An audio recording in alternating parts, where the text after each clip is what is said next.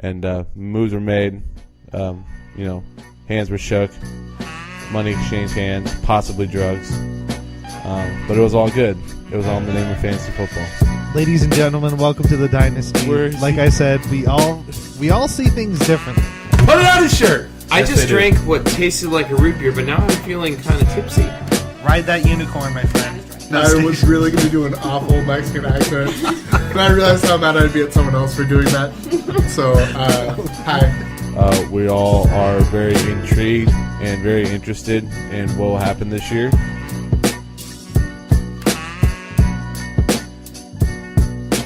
(9:46 in the p.m. Wednesday, December 13th. You will all be listening to this most likely Thursday morning. So good morning to all of you, or good afternoon to all of you. This is Peter Livingston, host of the Dynasty podcast. We are a seasonal fantasy football podcast in which 12 friends enter, one leaves champion, and everybody hates you. Everybody, that's what happens when you win fantasy football championships. We are officially looking towards the playoffs. The regular season is in the rearview mirror. I didn't have a chance to talk with Ellie about coming onto the show, and I didn't want to spring it onto him so late. But maybe we'll try and find time to record an episode that I can then release to the public. It doesn't have to be exactly on day of, but maybe we'll try and do something over the weekend. I don't know. All that I do know is it's playoff football time, ladies and gentlemen. I hope you're ready. I hope you're excited for the 4-team death match that is fantasy football playoff action. Gonna look at some news and notes. Don't have a ton. Not a whole lot has changed since yesterday. We have our waiver wire that we're going to look at. We have playoff projections, and I will give you those. Been waiting to give those for about a week now. I feel pretty confident in mine, and most of the league probably won't. I don't know if most of the league would be. Anyway, we'll get to that later. We'll get to that later. So, again, the content constricted, very much so. We'll see how much we can get through. This might be a nice, short, easily digestible podcast, which is perfectly okay with me. Sometimes it's hard to do a whole hour by your lonesome. You don't have people to bounce stuff off of. But I will do my best, as I typically have. This has become a very lonely, sad podcast. So, news and notes. If you are let's see. I'm trying to find ones that mainly pertain to the people in the playoffs. I'm not seeing too much. It's just your typical people are questionable. Probably the big one is the fact that Alvin Kamara is coming back out of concussion protocol. Joe Mixon is still in it, but that doesn't affect anybody because they're not rostered by anybody. So I think what we'll do is I'll just go through and we'll look at rosters, and if anything significant pops up, then we'll be good to go. I believe I touched on Aaron Rodgers being eligible and more than likely going to play. That puts Robin in quite a big conundrum in terms of who he's going to be starting this week. He is also the Tom Brady owner. We'll get into that. So we're going to go ahead and we're skipping over news and notes. News and notes, we'll just incorporate that into the breakdown. We don't, for us, consolation bracket, it holds no merit. We don't do anything with a consolation bracket. It doesn't in any way, shape, or form affect the the way we do our picks for drafting position, it doesn't affect that, and we should perform. I guess. Oh, somebody posted Robin from a tweet that Marquise Goodwin, same guy who lost his child sadly, tragically earlier in the year, lost his dad today in what's been probably one of the worst years of possible that you probably, I'm sure if you really wanted to ask around and dive through the history books, you could probably find some worse ones, but just in general, that's pretty darn bad, losing your child and then your father within the same year. A lot of stories like that I've actually been kind of seeing, even ones that are actually more close to home. Hasn't been a very pleasant past probably like 6 or 7 days, to be completely honest with you. So I think what we will do, like I said, we're going to jump into waivers. I think I said 14.5, either 13 or 14.5 for waivers, and we hit the over. So if you, I don't think I gave him, I might have said over, I can't remember, but ton of transactions, and that was to be expected because this was the time where teams are dropping and picking people up now. The non-keepers can go away, dud keepers can go away, and there was a plethora of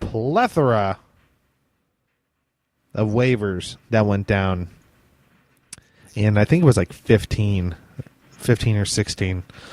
We'll count them up. So starting, all these happen at 12:20. That's when they process in the AM. The first waiver bid was by Braggadocious 1-1. Picks up Matt Ryan and drops New England. I have to imagine that this is probably a little bit more of a defensive maneuver. Picking up Matt Ryan, who does have a great matchup against Tampa Bay. And Tampa Bay has shown time and time again that they are just a shell of their former selves, and lots of injuries. McCoy, I believe it's either a chest strain or he tore a pec, something. It's not good. He's gone. It just, everything is pointing to good matchup potentially for Matt Ryan. But then again, how many times has he gone over 20 points this year? Oh, he hasn't even gone over 20 points this year. He's got 19 once. But nonetheless, late in the year, they are still competing. So you have to imagine they're probably going to get pretty aggressive in this game. Jump out early. It is a Monday night game. But I have to think that's a little bit more of a defensive play. The next waiver pickup we have is Jakeem Grant, Miami wide receiver. Cordell Patterson sent to waivers. This was Alcoholics Anonymous, unanimous. And this is, of course, one of those looking to the future. He had a 10-point performance this past week. Maybe thinking of him being a little bit of a stash. Now, here's the funny thing on this next one, and this is a team has no name. This is Pat's team. He went and picked up Patrick Mahomes II, Kansas City backup quarterback, who's expected to start either maybe sometime next year. I mean, Alex Smith could essentially just redo his whole scenario with Colin Kaepernick, where they draft Kaepernick. He doesn't do too much, and I think it was his second year where halfway through the season Alex Smith got hurt and then never came back. But Pat went and got Patrick Mahomes, and that's obviously a stash looking for either next year or the year after that whenever he comes in. People are kind of excited about him. He's got that dual threat capability. Everybody kind of compares him to Brett Favre. Got a little bit of the Brett Favre going. And he was actually somebody I went and I looked, and I could have sworn that he was picked up at some point in time and stashed earlier in the year. But he hasn't been. That's the crazy thing. I could have sworn that somebody had already picked him up in our league, but no, nobody had. And that would have been somebody that I actually wouldn't have been able to have gotten him because I was next on waiver wire. But that's a good pickup. You know, it's a good speculative pickup. You know, you might have to go and invest in another quarterback potentially, but you know, why not play the long game? Me, the Fighting Sponges, I went and picked up David Njoku, the Cleveland tight end, and I dropped Jack Doyle. And I did that. I mean, Jack Doyle, I think we know what Jack Doyle is, and I think he will be a good lower-end tight end when Andrew Luck comes back. No doubt about it. I think that you could probably argue that he will probably have a bigger immediate impact over David Njoku once that Indianapolis team is back and healthy. But to me, I'm kind of like, you know, I want somebody that has the higher potential in terms of their ceiling. And David Njoku is a really young tight end. He's somebody that I liked. Him and Evan Ingram were pretty much the two tight ends that I liked coming into this year. And I was really hoping to have one of them by the end of it. You know, Evan Ingram ended up going to Pat's team, and I feel pretty good with Njoku, and I think that he's somebody that I can, you know, just keep for the future. And ride the highs and lows of what is a tight end position, and he's a really good ceiling, I think. You know, pretty good rookie campaign. 335 and 4 touchdowns on only 51 targets. Not too bad. And I think that offense, I'm betting on the Cleveland offense improving. I'm a big believer in it. I know I kind of thought, I mean, they're better this year than they were last year. And I think maybe not everybody, but I was definitely one of the people that was kind of hoping for them to take a bigger step. They definitely took the next step, but I was hoping for a bigger step. But you look at Josh Gordon coming back, that's going to open things up in the field. Coleman, opposite side. Great running back duo with Duke Johnson and I'm blanking on the other guy, but and a good offensive line, and you just look at it and it's like there's some good potential there. And me, you know, I think I want to have a little bit of fun and try and invest in the future a little bit more and just write it out and see what happens, and because it's going to be tough for me next year to win, so I may as well just have a little bit of fun with it. You know, stay flexible, and guys that I like, just keep them and see what happens. But yeah, I like that pickup for me. It's somebody that I like. Like I said, he was one of the rookies that I was really targeting this year. Kamara was one. Williams was the other, who's now coming on super strong, but definitely somebody that I probably wouldn't have kept all year. I held on to him for a few weeks earlier, and I think the first 3 or 4 weeks, and when he wasn't getting any run, I just cut bait. But he's looking good now. But yeah, those two at running back, and then Njoku and Ingram were probably my biggest 4 targets for this season. The next waiver wire pickup we have is Fart Apocalypse. Robin, one of the playoff teams, goes and grabs the New Orleans defense and drops Greg Olsen, and that's a very solid playoff defense at this point in time. They are one of the better, higher-scoring defenses in the league. Most of that, of course, was done in that first third of the season, but they've been really good. They've been getting you 6-8 points, which is not too bad. And for this week, they have a great matchup against the New York Jets, which if maybe they had McCown at quarterback would be a little bit more scary.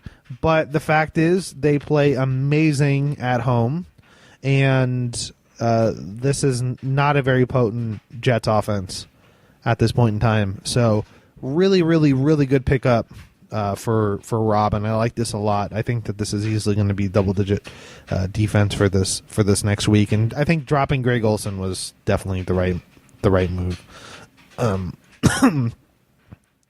Glad to see him do that. The next pickup was Nimbly Bimbly Joe gets the Minnesota defense and drops the Seattle defense. So I'm not going to completely take credit for this because I'm sure Joe was doing his research and stuff like that. But like I was saying, this is a decimated defense that are playing the Rams this week. And that is, without a doubt, a team that you do not want to see with a paper-thin everything. Front seven, defensive backs outside of Earl Thomas. I mean, he's essentially the only good thing you have. Wagner, well, I mean, Michael Bennett's still in, but Wagner, like I said, who's one of the best middle linebackers in the NFL, hurts his hamstring. He's gone. I mean, everybody's gone. That defense is absolutely decimated, which is kind of sad. I mean, I hated the Seahawks as much as somebody can actually hate a sports franchise. But there is something that I always love and respect about those dominant, amazing defenses and Legion of Boom. It's kind of sad to see him start to fade away. It's kind of, that end of the era. You're seeing a lot of the guys from the mid 2000s into today starting to slowly, move on from the game of football, I'm starting to think. And so that's a big time bummer. But the Minnesota defense, we'll talk about them for a little bit, going up against Cincinnati, which is a dumpster fire. This is going to be a good game for the Minnesota defense, even though there's some good potential in terms of Giovanni Bernard's getting great run. He's looking really good. AJ Green's always dangerous.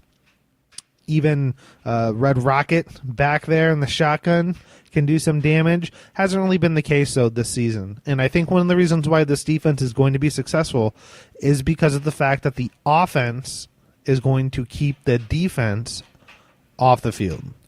This is a Cincinnati defense, much like the Seattle defense, that is absolutely decimated with injuries, and they cannot stop. They can't stop anybody.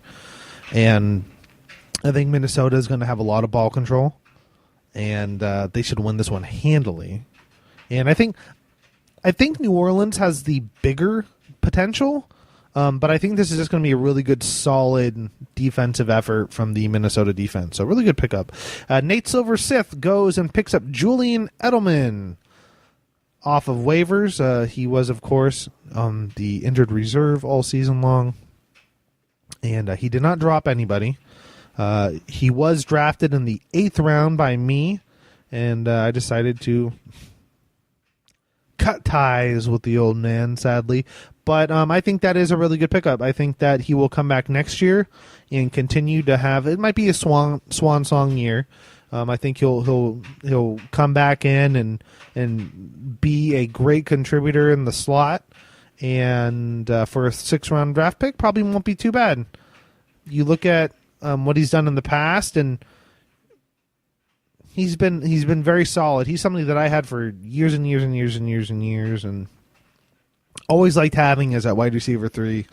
Every once in a while he'd break out and get you a big game. But that's a really good pickup, I think, for Elliott. Good, safe, solid, high-end wide receiver 3 with wide receiver 2 potential. So I like that. That's a good one, Elliott. Good pickup. The next waiver pickup we have, Alcoholics Unanimous picks up Corey Clement, the Philadelphia running back, drops Theo Riddick. Theo Riddick did have a really good game last week. And it could just be, maybe Scott's not completely buying it, and I don't blame him. It could just be one of those things where right now I could see Detroit going and probably trying to get another running back. I think they want to run the ball a little bit more. They tried really, really, really, really hard with not a lot of success, and I think the problem is running back. They have a good offensive line. Running back position, it's been pretty ugly. So he's going with the young guy Corey Clement, he's more of a change of pace, 3rd down kind of guy, and every once in a while he'll get a good amount of carries. And let's see, we're looking at he had a couple games where he had double-digit carries. One he didn't fare too well. He had 3 points, but had and then he had a 5.1. But he did have a 12 carry, 24-point game, 51 yards and 2 touchdowns, and has shown some, some inkling that he could be the running back of the future. Don't think it would be next year. LeGarrette Blount could be gone next year, and it could be him and Ajayi, and maybe Ajayi gets hurt, and then he walks into it. That could be the mindset, and he could end up being a very good running back for them. But I don't think it's bad. Looking to gamble a little bit on some of these guys, especially the young ones. I think it's kind of fun. And then we have a team has no name goes and picks up Spencer Ware, who's been on the injured reserve all season long. He was drafted in the 12th round, so he would be a 10th round keeper. And I don't know. Scott's thought process on this is, I don't know, maybe he comes into a timeshare with Kareem Hunt, or maybe it's a handcuff. I don't know. I'm not 100% sure what the thought process is. I'm kind of like, on it.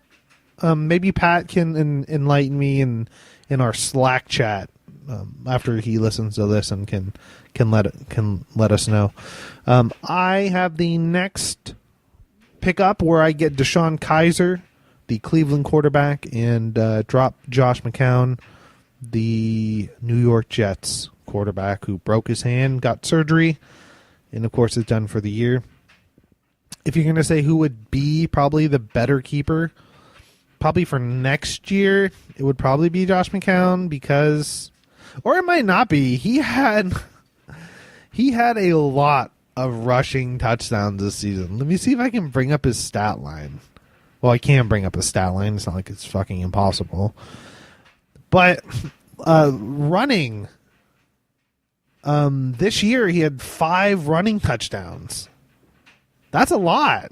I mean, that has to be up there in terms of quarterbacks for the season. I mean, that's 30 extra points and 124 yards rushing. That's not exactly a lot, but a little bit of an anomaly. He was fine. He was a fun story, and I enjoyed, starting him a couple times. But he was, like 3,000 yards, and you could probably add on, maybe another 750 or something because he only played 13 games. But yeah, I think we kind of know what McCown is. I don't think he's going to be anything super crazy. I'm going with Kiser mainly because it's the same thing with Njoku. It's young offense, and Kiser might not even be the quarterback next year. I think there's going to be a little bit of a quarterback carousel. It could be some Alex Smith action. I don't know if Eli Manning is going to be a Giant next year. I know I've said that before. I think he's going to the Jaguars, and it just seems to make more and more sense. He's not getting younger, and I predicted that he would probably only play for like 4 more years. And if I had to guess, I think that there would be a chance that he would go to Jacksonville because it's so similar to the teams that kind of were successful when he was coming up in the organization that had amazing defenses. They want to run the ball, and they have talent at wide receiver, so there will be less pressure on him, literally and psychologically. And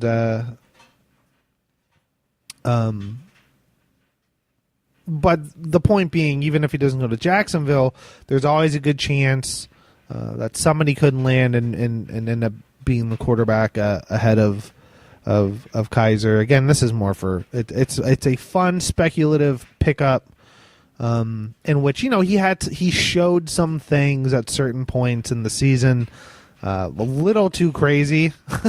Hyper aggressive, made some bad decisions, had like 17 had like 17 interceptions, only 9 passing touchdowns, but it's more for fun. We'll see what happens if there's good news coming out of camp about him, and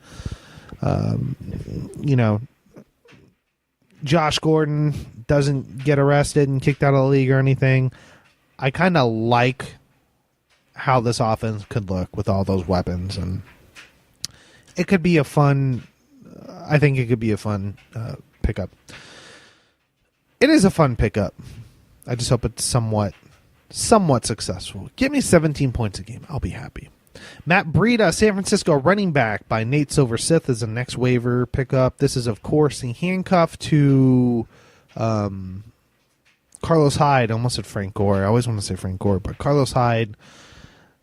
The speculation is, do they try and deal him? He had a very good year this year, very solid year. The one thing about Breida, though, is he a rookie? I'm not 100% sure. But the one thing about Breida this year is that he got some run sometimes and didn't always look that great with it. But he is a talent. And this could be Elliott thinking, hey, he could be the guy next year. Who knows? I don't think it's a bad speculative pickup at all. This is an offense that everybody's thinking is going to improve. Maybe they'll get some help on the offensive line. Maybe actually go draft. I can't remember the last time I actually went and got a good wide receiver that had helped them. They tried so many different times. Michael Crabtree ended up he had a couple good seasons where he was like a 1,000-yard guy, but nobody really in the vein of the modern wide receiver to kind of relieve some of the pressure. But not bad. DeAnthony Thomas, Dadat, one of the fastest men in all of football. He was the all-around specialist from Oregon, out of Long Beach, California. I remember that because when I was down there, he was like a big deal. And goes with DeAnthony Thomas, drops Ted Ginn Jr. And the funny thing is that like DeAnthony Thomas is essentially what I think I had him at one point. I might have dropped him or drafted him because I was essentially hoping that he was going to be like what's his name, the other wide receiver. Let me bring it up real quick with Tahir's team, Tyreek Hill. I was hoping he was going to be like Tyreek Hill, the speed demon, but he just ended up being like this old gadget guy, and it ended up getting rid of him. But could be a fun little pickup. Nate Silver-Sith goes with John Ross, the injured wide receiver from the Cincinnati Bengals. He was a top 10 draft pick, and that has to be Elliott saying, hey, he was a top 10 talent. He was drafted by this Bengals organization. There's got to be, there's got to be something there. That's what he's saying. It can be kept for nothing, and I think that's what Elliott's gonna. That's got to be his thought process. Is that obviously there's talent there. We just didn't get to see it this year. Jordan Reed, the next pickup by Nate Silver-Sith. Go for it, man. You just can't quit the stuff once you're on it. You'll be dropping him again sometime next year. Multiple times. And then Nate Silver-Sith goes and gets Kevin White and drops Steven Anderson, the Houston tight end. Kevin White, of course, was on the injured reserve this year. He was drafted in the 13th round by Pat and then dropped. And same thing, speculative. Big talent out of West Virginia. People really liked him. He hasn't panned out, obviously. Then he's on IR. We'll see what happens. Joe goes and that was it. That was it. We're done. I went through them all. We went and then we continued to have free agent pickups where Paul Richardson goes back to Joe. As Joe often does, he likes to drop the guys and then go back and get them. That's the thing that he did. Chris Boswell, the Pittsburgh kicker, picked up by Robin, which is a good pickup. He's been pretty darn good. And Demaryius Thomas picked up by Fart Apocalypse. Very good pickup. And dropped Sterling Shepard. I think Demaryius Thomas will serve him well if he starts him. And then there was a trade between Nimbly Bimbly and Matt Kiser, a 7 and a 11 for a 10-5. And then Pat goes and picks up Jonathan Stewart, then drops Jonathan Stewart, picks up Rod Smith, and then drops Rod Smith, and then picks up Trey Burton, and then drops Trey Burton, and then picks up Doug Martin, and then that was that. And then it wasn't the handle, picks up Jonathan Stewart and drops C.J. Anderson. And then I dropped Martavis Bryant. And then Doug Martin was dropped by Pat. And then he picked up Calvin Johnson. And then I dropped Bilal Powell. And, this might have been a little bit of a trolling by Pat to just kind of cycle through guys and make them unavailable to playoff teams. But I think Elliot put the kibosh on that. I think the biggest thing is roster players and stuff like that. And Elliot touched on that. I think he's monitoring that stuff. So that was... Look at that. We're 13 minutes in. I did a good job talking, killing time. Waiver wires, free agents. That was that. Let's go ahead and let's go into the matchups. Finally. It's what these four teams have been waiting for. They don't want to hear about this other shit. They want to hear about matchups. Let's get to the fucking matchups. The first matchup we have is Braggadocious 1-1 against Nimbly Bimbly Joseph Hardman versus Matt Kiser. Both teams are at 11-3. The number 1 seed versus the number 4 seed. Matt Kiser out of the Bad Sports Pun division, and Joe is out of the He-Man Woman Haters Club. The projection as of right now is 132 to 111 in favor of Matt Kiser. I have this one going one... Well, Joe did make some changes, but I think he's around 140 is what I have him projected for going. A lot of these are very conservative. This isn't like some, long story short, I predict that Joe will beat Kiser. That's what I think, even with this projection. And you will go through these matchups, but Kiser just has a lot of really, really, really tough matchups going for him. Joe's are just out of this world good. And I said it before, Kiser hands down has the best team. You look at the players, this is the best team, but he does not have the best matchups. And Joe has a very good team, very good players with just great matchups. And I think it's just going to be bad luck.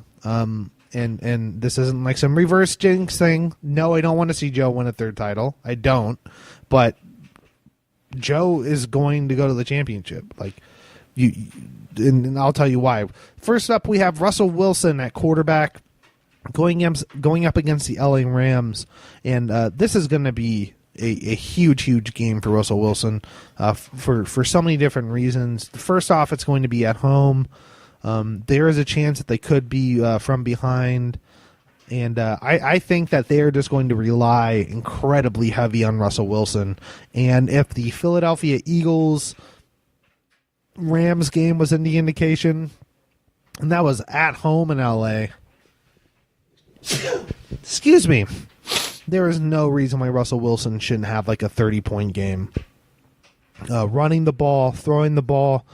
I think he's going to be throwing the ball 70. I think they're going to be passing like 75% of the time. They'll do what they can with the run, but this is going to be a high octane game. Lots of points up and down. Both teams have kind of meh defenses. This has huge game for Russell Wilson all over it. Now let's go ahead and go through the big five. Is 3 wide receivers and 2 running backs. Starting for the Nimbly Bimblies, we have Stephon Diggs, Brandon Cooks, Josh Gordon, Todd Gurley, and Carlos Hyde. All of these are awesome matchups. Stephon Diggs at home against Cincinnati, which is absolutely decimated. He's only projected for 9 points. This is going to be double digits, hands down. Brandon Cooks at Pittsburgh. This could be one of the, if anything, The only way I think Brandon Cooks gets in double digits is if he catches a touchdown. But otherwise, it's going to be like a 4-point game, 5-point game. Josh Gordon against Baltimore. This is not the same Baltimore defense that was earlier in the year. Jimmy Smith, one of their top DBs, out. This defense, it's not that good. It's a little bit overrated, and I think even they can give all the attention they want to Josh Gordon, but dude's gonna have like 100 yards and a touchdown, like easy. And then Todd Gurley at Seattle, missing some of their outside of like I said, Michael Bennett. Everybody else, it's paper thin. Projected for 15, I think is like the floor. I really do. This is going to be another monster 20-plus point game from Todd Gurley. And then Carlos Hyde has a great matchup at home against Tennessee, and this is an offense that's really finding its stride. I think that the 10 is very conservative. That's like a 100-something yard game with no touchdown. But I think it's going to be. I think San Francisco is going to put some points up on the board. I think Jimmy Garoppolo is probably going to throw for 2 touchdowns or 2 or 3 touchdowns, and I think Carlos Hyde's going to get one too, somehow, some way. And I think that's going to be just a really, really, really big game. So Brandon Cook's the only one I'm kind of down on, because that's a really weird game. We don't really know what to expect out of New England and Pittsburgh. I kind of think it's going to be a little grindy. It is on the road. Pittsburgh likes to go no huddle on the road. They like to get out and work, but it's the Patriots. It's the Patriots, whose defense has been better. Defense has been a lot better as the years progressed. So we'll go to the Big Five for Matt Kiser now, starting with Drew Brees against the Jets. Now, this is going to be interesting, mainly because it's a great matchup. It's at home. They're going to destroy the Jets. The only thing you have to be worried about is that this is a team that's looking to the playoffs. They probably don't want to risk anybody getting injured. If I had to guess, this is going to be one of those, let's just business trip, whoop ass, run the ball, get a lead, and then go home and get ready for the next NFC South opponent that we're about to face and try and get that playoff spot. I have a feeling it's going to be like that. I think the 19 points is easily doable. I just don't know if he'll get there. I could see him doing like 250 and 2 touchdowns, and he might get you like 16 points. But I don't know. I think it's going to be a little bit of a letdown. And then A.J. Green, I don't think they're going to get a lot of snaps. He's projected for 10. I don't know if he's going to get it. On the road in Minnesota, he's an amazing talent. He is the kind of guy that can go break off a big play. He's known for doing it. And Minnesota has given up big plays before. Some of them were kind of fluky, but I don't know. You just look at that, and I kind of see it being like a 60 or 50 receiving yard day. They don't really have anybody else to throw to, but what I'm worried about is the fact that their defense can't get off the field, and Minnesota is just going to have time of possession, and they're not going to get a lot of shots. Antonio Brown against New England, I think he's pretty safe. Of course, you always have to worry about Belichick and how he's going to, play the best players, but Pittsburgh has a lot of weapons. I think the 15 for Antonio Brown is pretty safe too. I think that's probably about where he would go. I think it's really hard to have a monster game against New England, but you never know. I would say that's about right for that. Keenan Allen at Kansas City, though, I think that this has big potential. Sorry, I didn't do the usual breakdown, but we have Keenan Allen as the third wide receiver, followed by Le'Veon Bell, and then Melvin Gordon as the running backs. But Keenan Allen has been coming on strong. I was saying it a few weeks ago. Phillip Rivers is going to be one of the top quarterbacks in fantasy football for the rest of the season. They're competing against Kansas City for the AFC West. They have a shot at winning the championship. This is going to be a shootout of a game. And I think Keenan Allen's easily going to get over his 11.5 projected points. Le'Veon Bell at New England. I don't know if he'll get 18. But the thing with Le'Veon is they get that no-huddle offense going, and he gets a lot of those dink and dunk yards where they look downfield, they try and get they stretch the defense out, and then Big Ben just little 5-yard dump into the middle of the field to Le'Veon Bell. It's been the bread and butter for the past few years, and they just let him run. I mean, somebody's got to score touchdowns. I don't think nobody's going to score touchdowns for Pittsburgh. And I think, the around 18, I think, is definitely doable for Le'Veon Bell. He's just too talented, and there's too many weapons to not. I think that they're going to put more focus on Antonio Brown and just try and contain Le'Veon Bell as best as possible. So I think that he could totally have a 20-point game. And then Melvin Gordon against Kansas City. I think that there is enough to go around in this game. I see him getting over his 11.8 projected points. I can see this being like a 14, 15-point game. And then Rob Gronkowski at Pittsburgh. Pissed off Rob Gronkowski. You're hoping for a pissed off Tom Brady if you're Matt Kiser. Pittsburgh hasn't been amazing against tight ends. And I could see this being a double-digit game without a doubt. The tight end going for Joe is Zach Ertz, who has cleared the concussion protocol, has a great matchup up against the New York Giants. The only problem is that he doesn't have his quarterback. So I think that this one could be a little bit of a letdown. Love all the other matchups for him, but Zach Ertz is... that's kind of a big question mark. I really like Gronk for Kiser, though. Mark Ingram going for Kiser. I like that a lot. The 15 points. I think that's a lock. Like I was saying, it might be. I don't want to say that Drew Brees can't have a good game if Mark Ingram has a good game, or vice versa, because I think we've seen them both have good games. There's kind of enough to go around. But Drew Brees hasn't had the same workload that he's had in years past. And I've been saying that before. This has been an opportunistic defense, and they've been running the ball a lot more. This is a team that is built to run. And if this is just one of those, let's get off the bus, whoop ass, get back on, and get ready for the next one, I think Mark Ingram could have a good game. And I think that even though he will be sharing time with Alvin Kamara, I think that the 16 points is definitely doable for him. And it could even be more.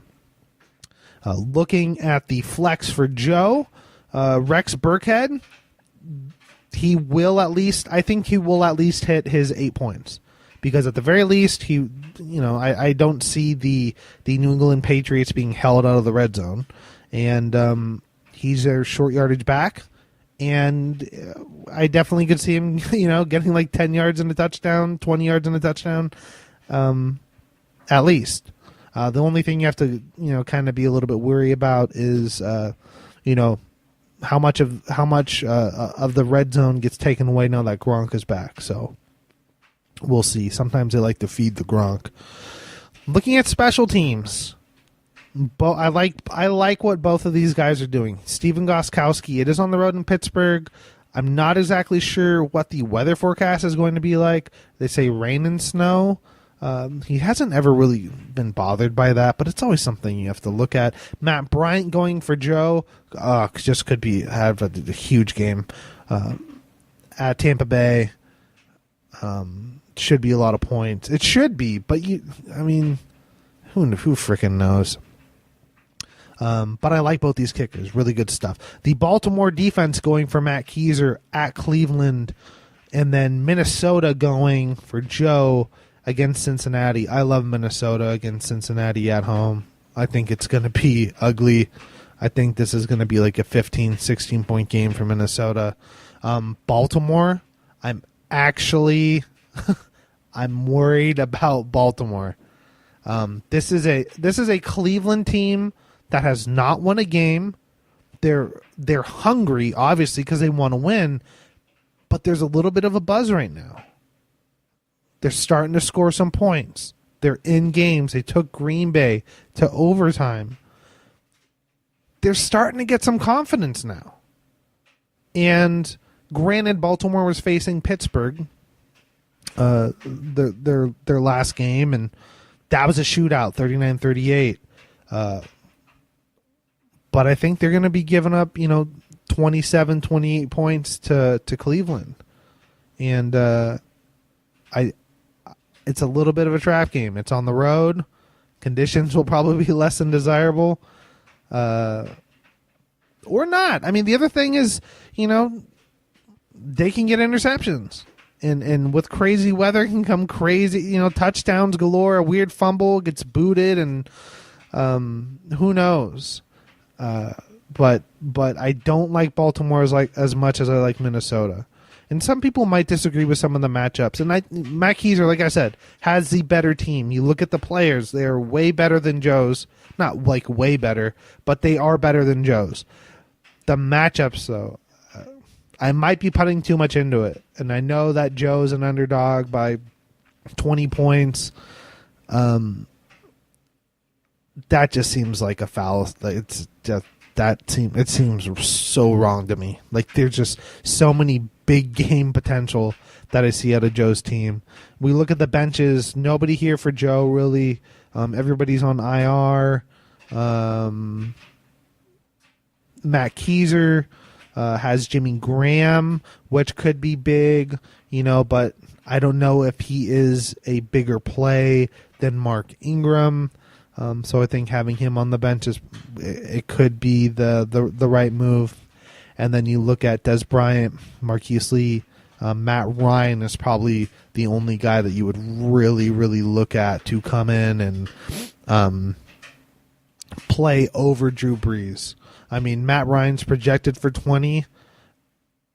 You look at the matchup and you say, yeah, he'll get that. But you just don't know. This offense is so stupid. It's so stupid. So stupid. And then you can maybe make the argument for Des Bryant over A.J. Green on the road in Oakland. Oakland sucks.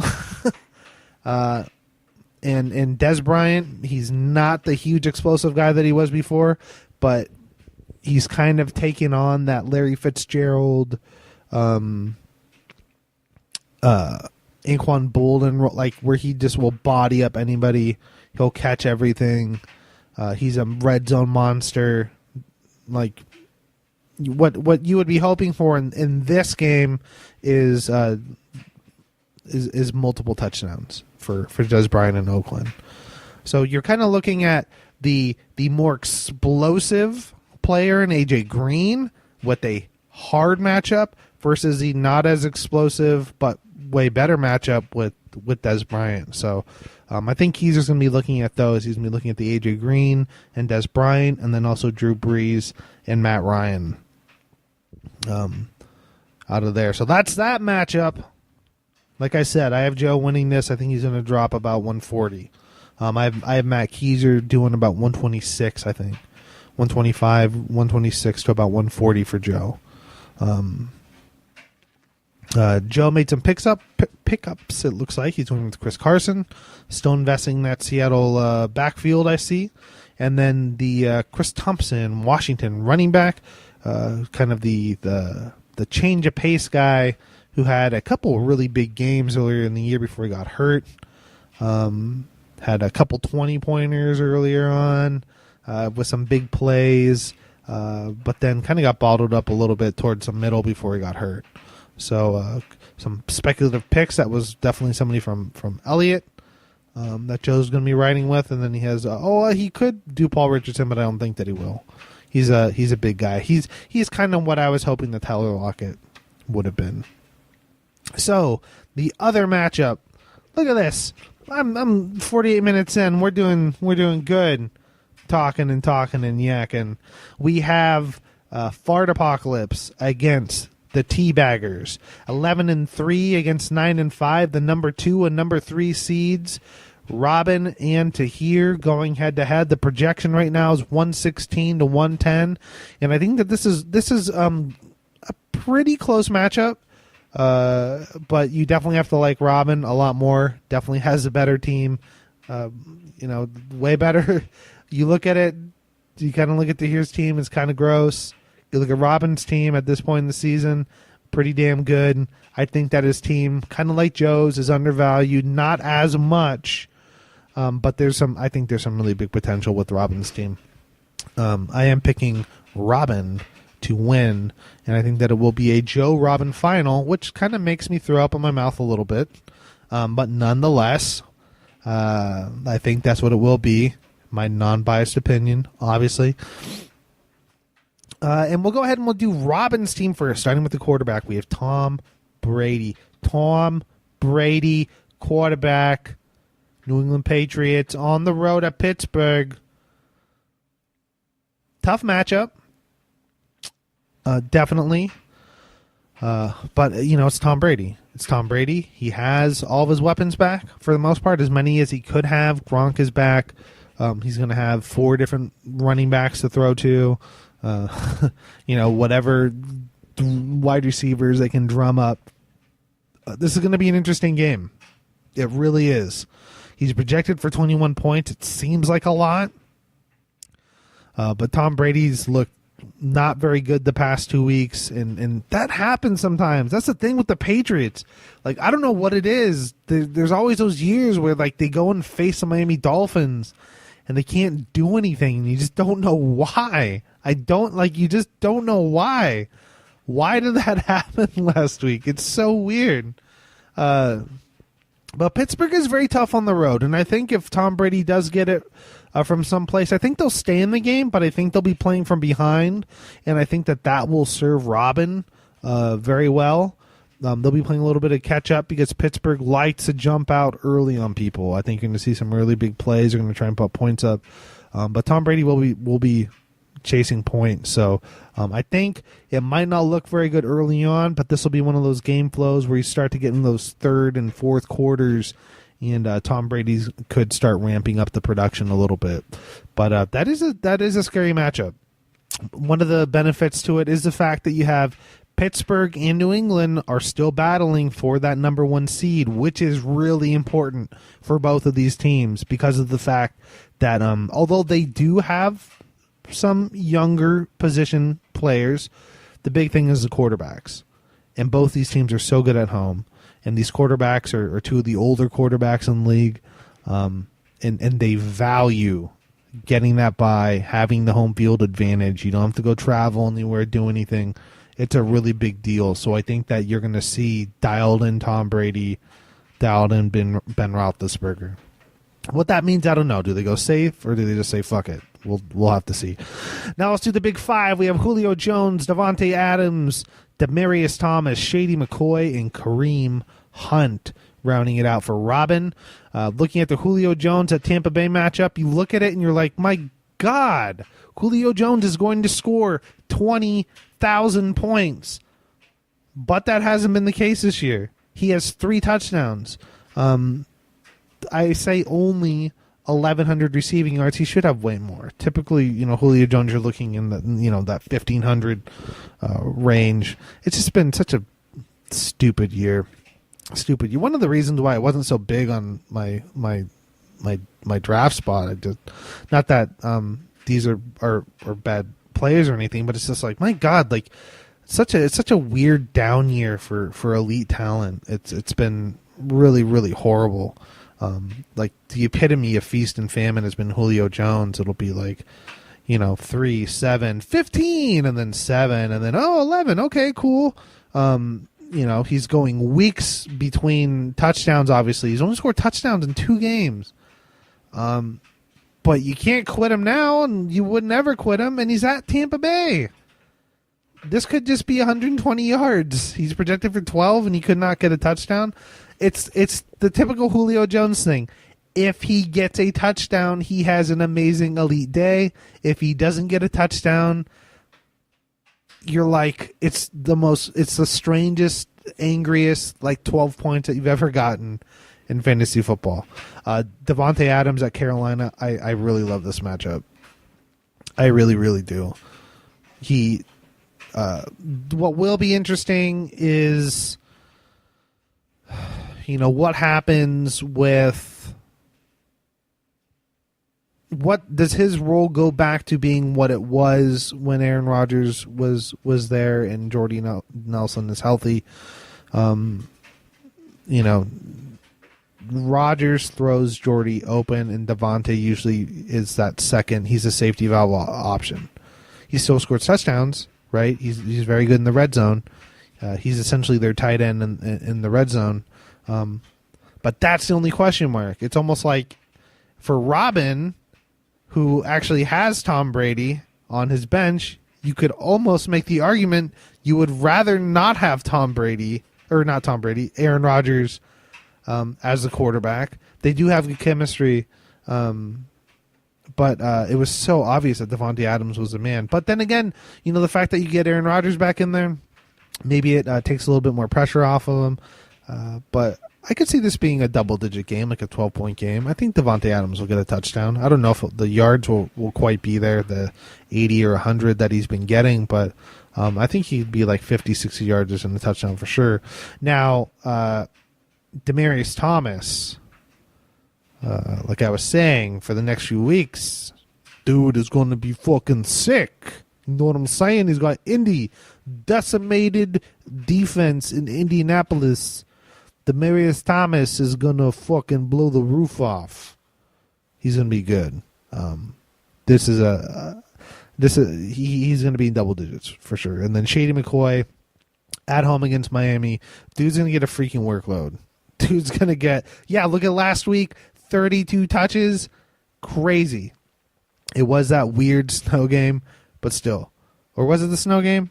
I can't remember.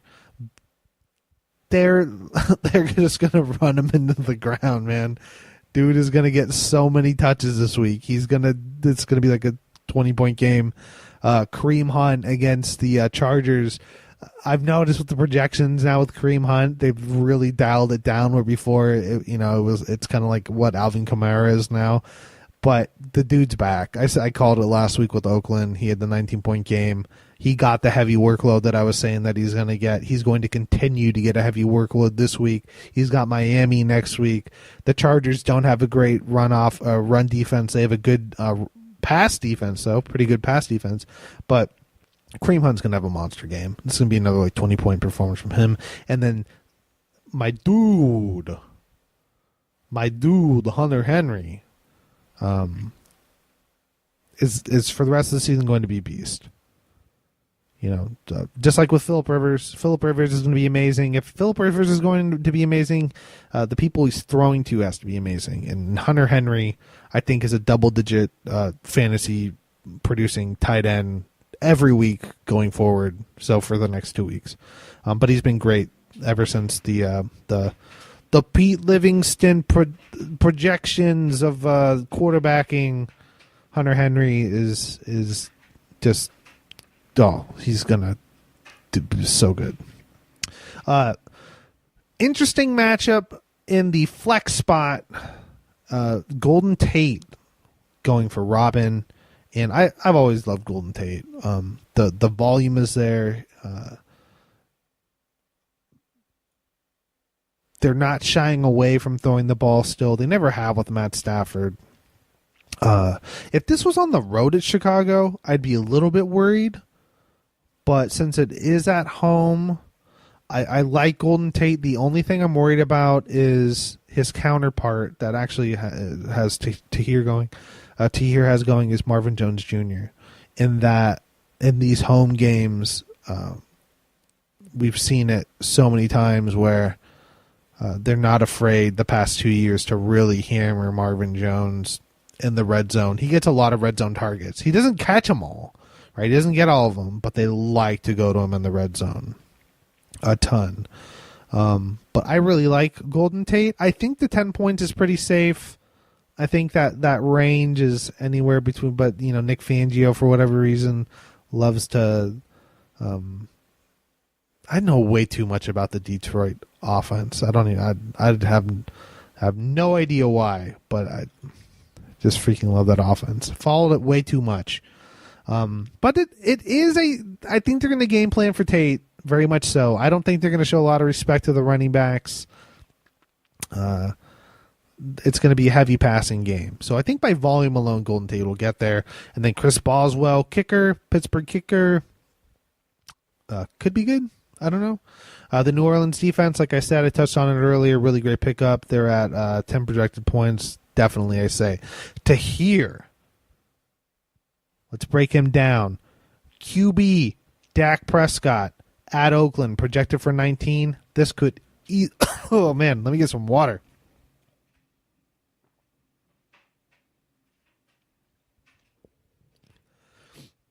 This could easily be more. This could be one of those, 350, 3-touchdown games. They're going to move the ball. I think that he is going to rely heavily on Dez Bryant. I really do. That's my feeling, is that this is like a multi-touchdown Dez Bryant type of game. And I don't think that this is so much a, let's win and go home kind of game. I think this is also like a statement game. This is like a, hey, I'm going to get my swag back. We're going to hang like 35 on them and then go home. And I think Dak Prescott is going to have a pretty big game. I can't remember what I had my projection being. Ultimately, I did have Robin winning. I had it written down somewhere. And then for his wide receivers, Marvin Jones Jr., excuse me, Tyreek Hill, Doug Baldwin, running backs Leonard Fournette, and Marshawn Lynch. I like the Marvin Jones matchup. It just depends if he can convert on the red zone, on the red zone targets. If he can, I think that he'll have like a 14-point game. If not, I think it'll be his typical 6-7. But the load will be there, kind of like with Golden Tate. And then Tyreek Hill, this is a Chargers, the secondary that is good, but the speed, Tyreek Hill's speed cannot be matched by anybody. They have to game plan very, very well and play him very, very tight to try and bottle him up. But I think that he'll hit his double. I think that 9-10 is very doable for him. But I just don't know if we'll get the big play this week. And I think with game flow, with Kareem Hunt, I think is they're gonna rely heavily on Kareem Hunt, because this is let's get a lead, let's get up 14, and let's control the offense and try and keep the ball out of Phillip Rivers' hands. So I think Tyreek Hill's if that does happen, I think Tyreek Hill's numbers take a little bit of a hit, but I think he's going to get his. Doug Baldwin, though, this is the dude that Tahir really needs to hope to blow up. The 9-point projected total, I think, is a freaking joke. This is going to be an absolute shootout. I think this could be one of those Doug Baldwin multi-touchdown games, and Robin is definitely going to hate watching it, just like it happens every other time where Seattle's down and they just start winging the ball for the third and fourth quarter nonstop. I think you're going to get a heavy dose of Doug Baldwin against a not very good defense at home, and I think that this is like a 20-point game, 20-plus point game for Doug Baldwin. Leonard Fournette against Houston. This is a really interesting matchup because of the fact that this could easily be a Leonard Fournette, you're going to get the ball 30 times, but it could also easily be, because Houston is so bad, what's going to happen? They're definitely playing for a playoff spot, but it's weird because they want to give Fournette the workload, but he's been injured. They want him to be fresh for the playoffs. So do they rely heavily on the quarterback play of Blake Bortles and their great emerging wide receivers? With that, I kind of say, I think, maybe that 10-point range is probably going to be Leonard Fournette. He might get a touchdown in there. But the only thing I'm worried about is them trying to keep him healthy for the playoffs. I have no doubt that he'll, get touches. But the matchup isn't that tough. And you're really just going to hope for a touchdown out of him. kind of like the past 2 weeks. 2 weeks ago against Indy, 20 carries, 57 yards, but he got a touchdown. Last week, he got 100 yards against Seattle. That's really good, and a touchdown. So that's really good. But we'll see what happens. This is a tough one. I love the matchup. I just wonder what the game flow is going to be like. I have no doubt in my mind that they'll probably be up. It's just what they want to do with Fournette. But I think that he'll get his double digits. I just don't know if we'll have the big game. It's really, really tough. Now, here's the thing with Marshawn Lynch. He's projected at 9, and I've been saying this. Give the guy the fucking ball. Like, if he give the man carries. Feed the beast. You brought him in here. Your season is on the line. You need to give him the ball. 7 times last week. So stupid. So stupid. You've been monitoring his carries all year, and then at the end, you start giving him, 20 carries, 17 carries, and he's killing it. And then you go and you give him 7 carries, and he still does 61 yards and a touchdown. Give the dude the fucking ball. If he gets the ball, he's going to produce against Dallas. He is. That's like an 18-point game. And then Travis Kelce, this could also be this could be a scary matchup for Robin, because I think that Kelce is just a matchup nightmare, and where they have the cover corners for Hill, I don't know if they have anybody that can cover Kelce, and I think if anybody does have a big game, I would look at Hunt and Kelce to be the ones to have the big game, but Robin has to hope that it doesn't become the typical Kelce 20-point. 25-point big game.